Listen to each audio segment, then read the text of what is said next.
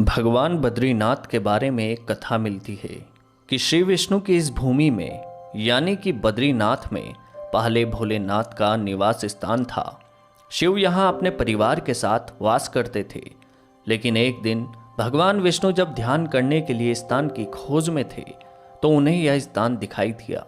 यहाँ के वातावरण को देखकर वह मोहित हो गए, लेकिन वह जानते थे कि यह तो उनके आराध्य का निवास स्थान है।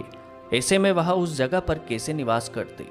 तभी प्रभु के मन में लीला करने का विचार आया और उन्होंने एक बालक का रूप लेकर जोर जोर से रोना शुरू कर दिया।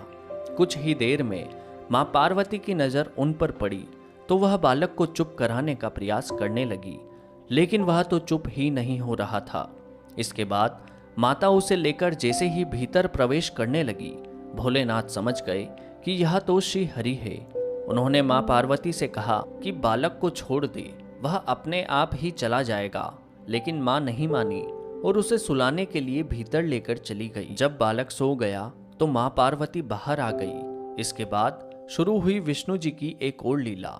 उन्होंने भीतर से दरवाजे को बंद कर लिया और जब भोलेनाथ लौटे तो भगवान विष्णु ने कहा कि यह स्थान मुझे पसंद आ गया है, अब आप यहाँ से केदारनाथ चले जाएं। मैं इसी स्थान पर अपने भक्तों को दर्शन दूंगा। इस तरह शिव भूमि भगवान विष्णु का धाम बद्रीनाथ कहलाई और भोले केदारनाथ में निवास करने लगे। दोस्तों, यह वीडियो आपको कैसा लगा?